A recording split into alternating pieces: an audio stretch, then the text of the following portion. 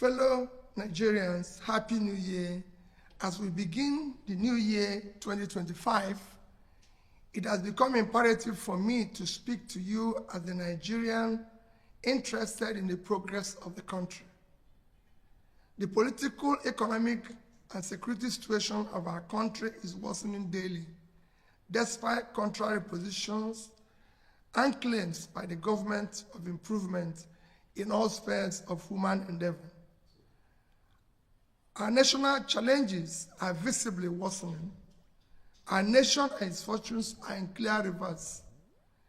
The indices are clearly indicative of our decline.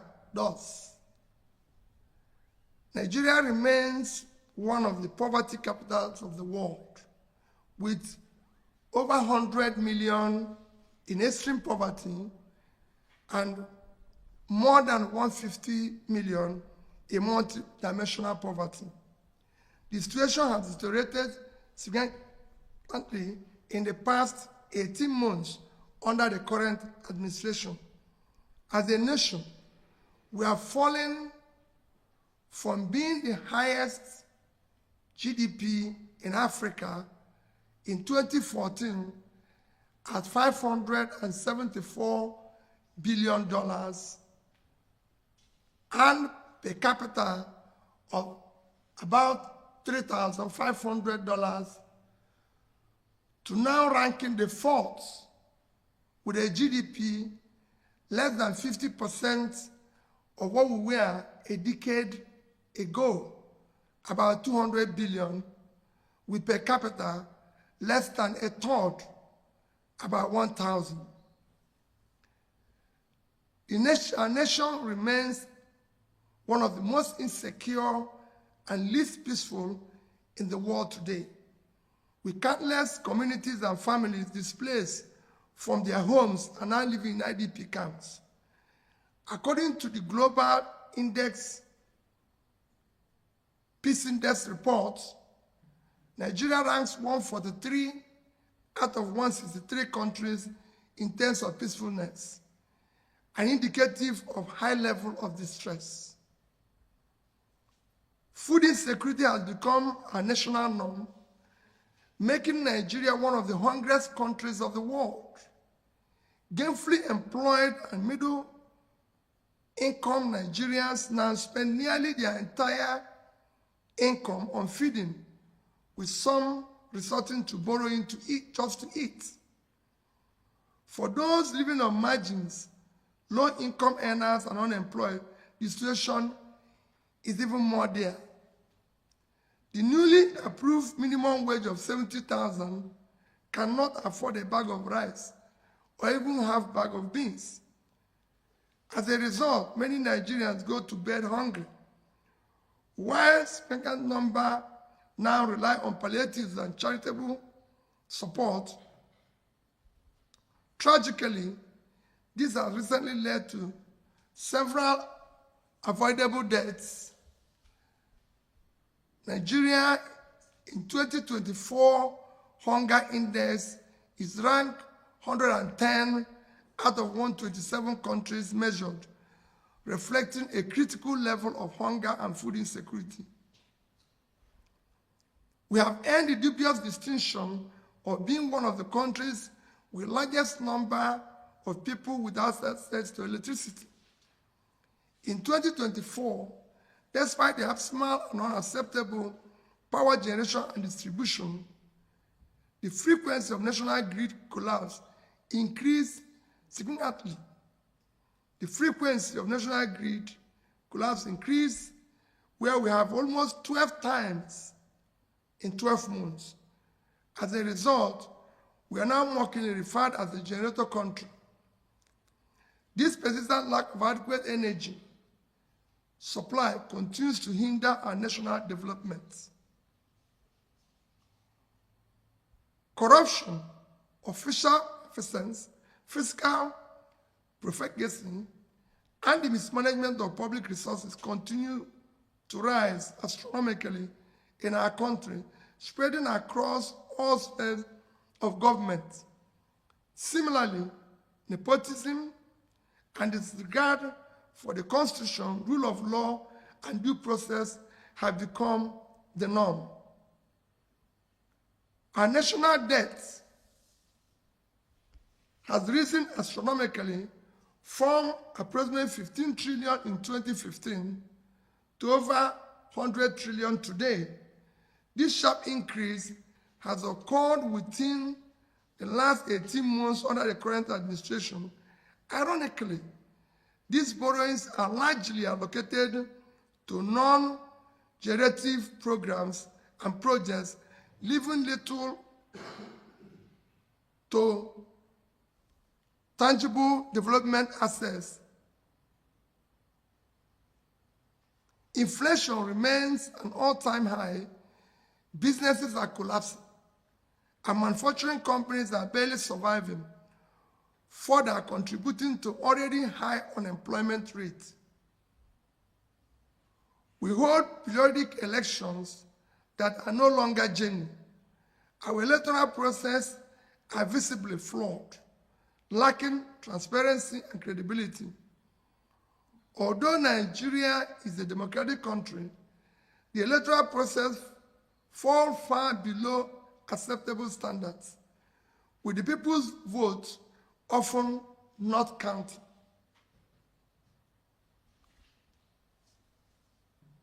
Suggestions on the way forward.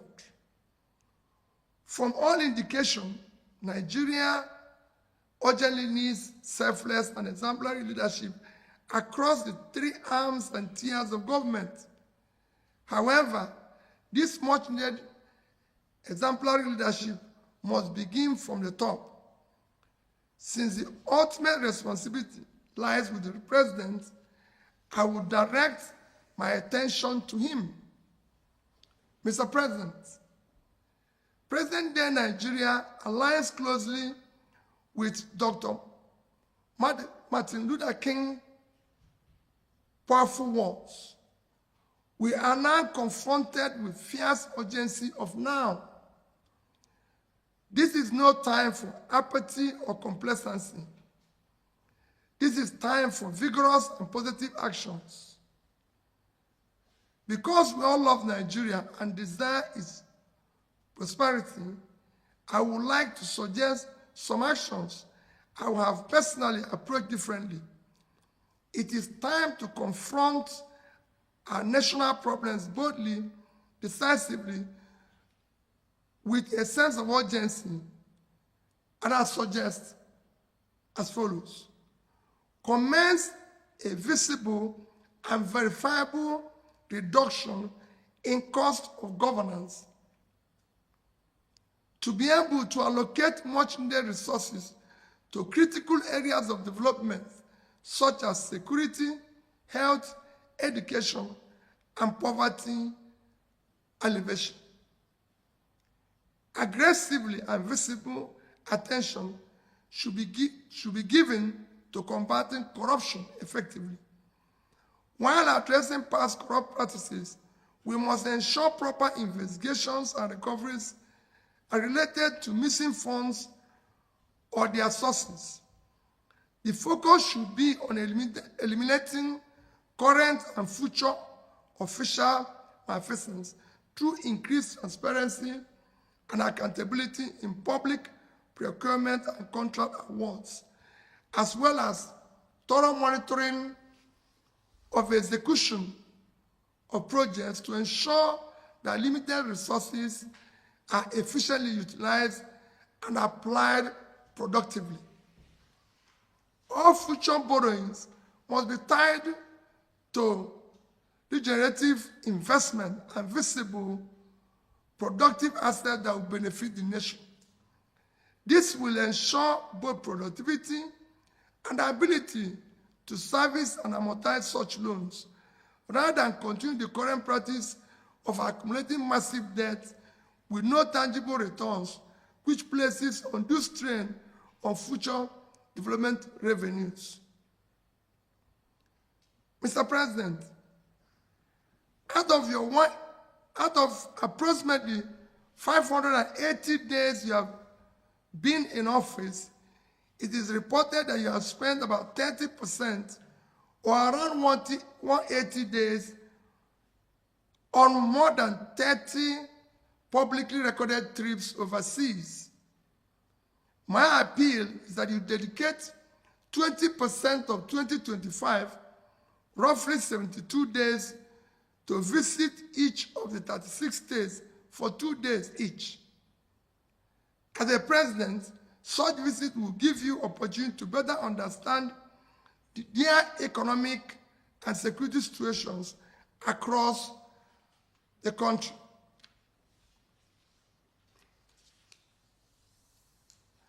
Further, it is time you visit our national hospitals and health facilities. You may consider, for example, that your next medical examination be conducted in one of our national hospitals or regional federal medical centers, such as FMC in Sokoto, Birnin Kebbi, Calabar, Umuahia, Akure, among others. This will allow you to assess the state of healthcare facilities available to Nigerians. It will also help you to understand the condition of our hospitals and clinics, enabling you to make informed decisions on how to upgrade and make them efficient. Endeavor to travel by road to observe the conditions of most highways. You can take short trips, for example, from Calabar in Cross River State to Uyo in Akwa Ibom, a distance of less than 100 kilometers, or from Benin in Edo to Warri in Delta. I recall taking President Obasanjo on a trip from Awka to Onitsha on the federal highway when I was governor of Anambra State. That journey prompted him to immediately approve reconstruction of parts of the road by Anambra State with subsequent reimbursement by the federal government. Such actions are immensely valuable. Make both impromptu and planned visits to our tertiary institutions where our children and future leaders are being trained. This is essential to familiarize yourself with the available infrastructure, facilities, and amenities.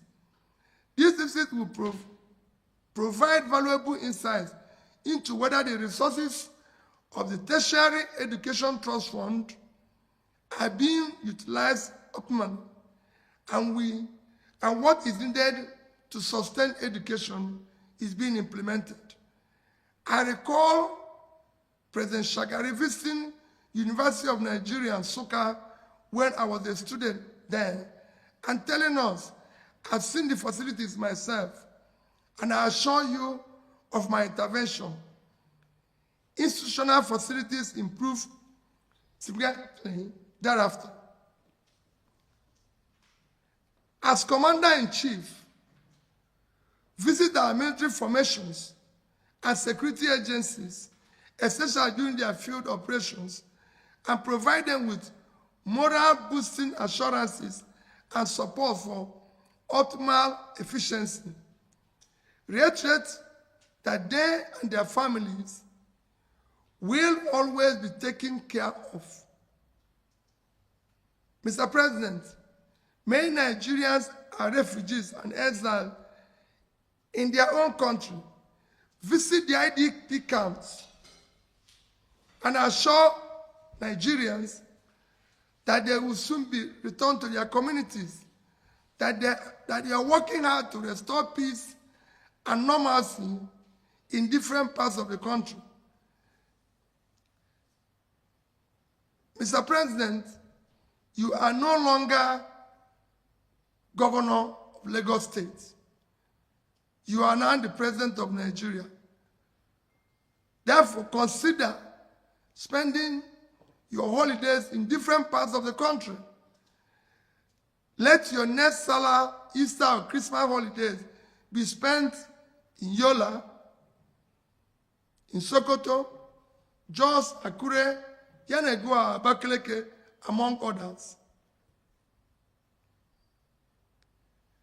The single most challenging test you face is ensuring the future of elections are credible and to reflect the will of the people. Finally, Mr. President, Nigerians need to hear from you directly, not through your proxies. Quarterly update on what you are doing to improve the situation is crucial. God bless you. God bless Nigeria. Thank you.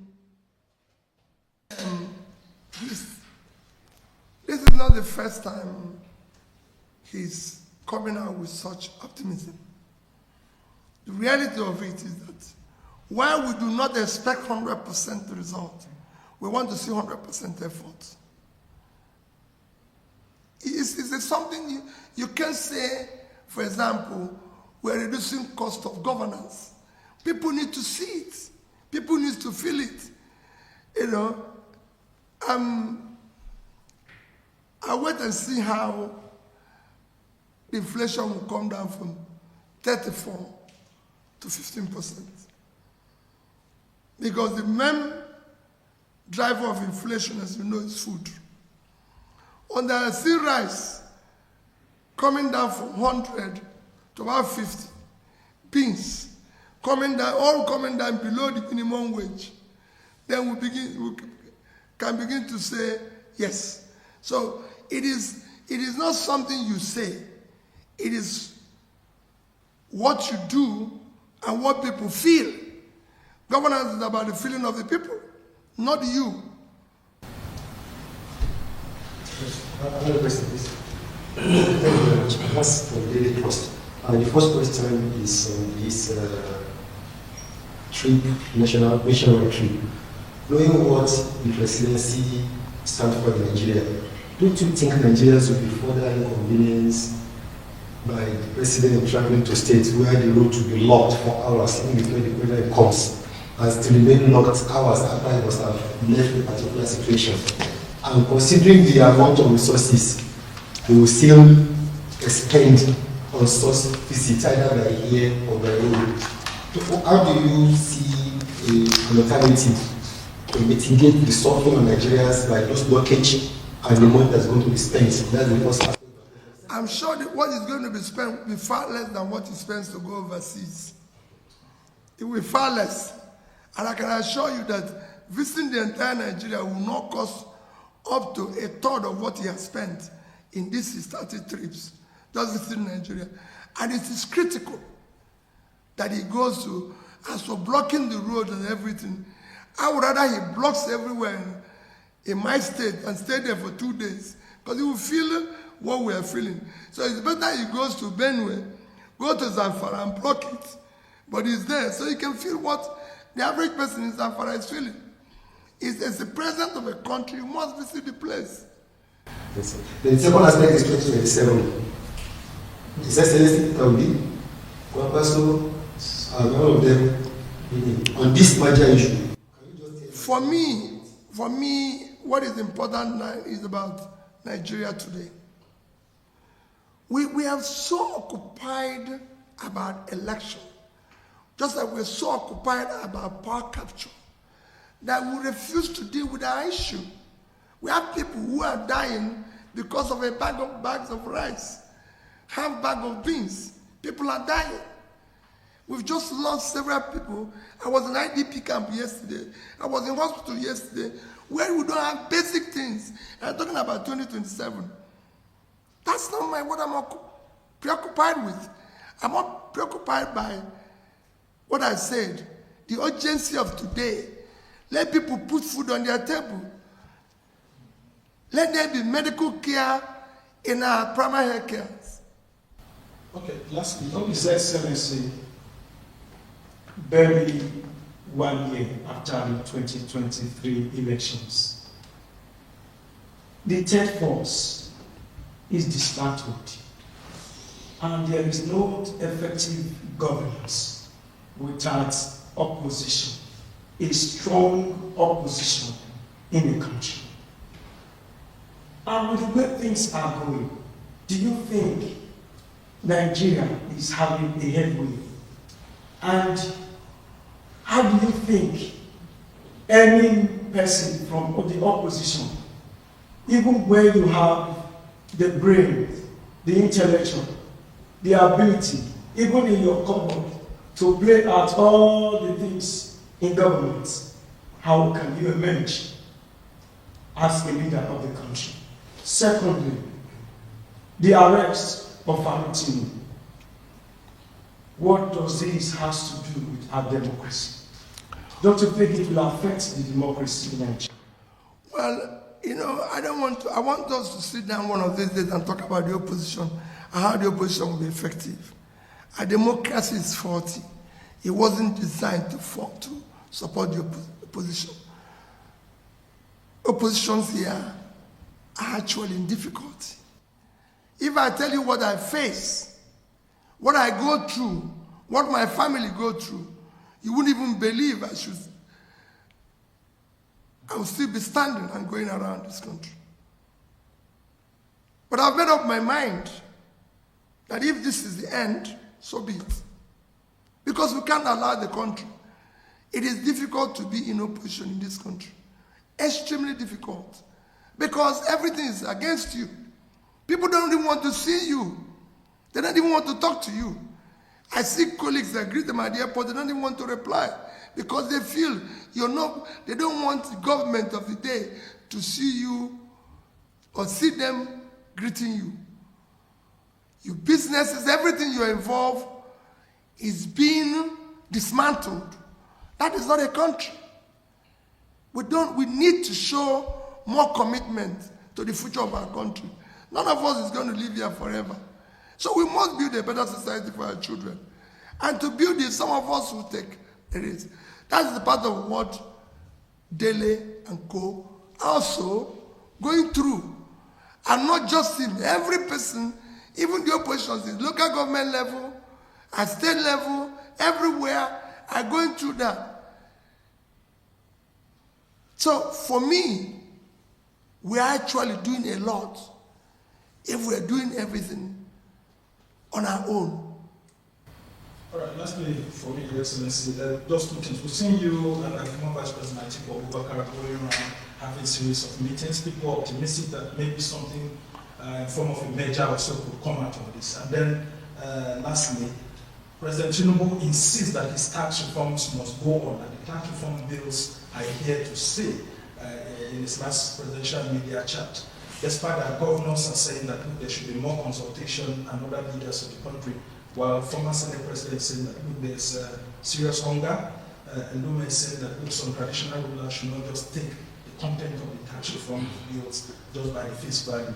What will you advise on these two? Well, on issue of tax, there's a lot of stories. I've said it, everybody knows my stand on it. There should be very wide and detailed consultation. It should be widely and publicly debated. Government have consistently maintained that our tax to GDP, tax to this is very low. You've seen it every day. And I said it's wrong. Tax is a function of productivity. The country is unproductive. So are you going to tax 100 million Nigerians that are living in extreme poverty? Are you going to tax those people I saw in IDP camps yesterday? Are you going to tax the factories that are shut down in Kano? Go to Bompai, go to Shradan 1, Shradan 2. Where are you going to tax? Tax is a function of productivity. When the country is productive, people are gainfully employed, then you can tax them. And we can generate more tax. What we need now is to reflect the country, make it productive, and then we can talk about generating more revenue. Let me assure you, what is on the table now is that everybody who means well should come together to get the country to work. There's a lot of, call it, lies. There's a lot of propaganda. There's a lot of, trying to bamboozle the people, going on here and there, which has to stop. Let's build this country.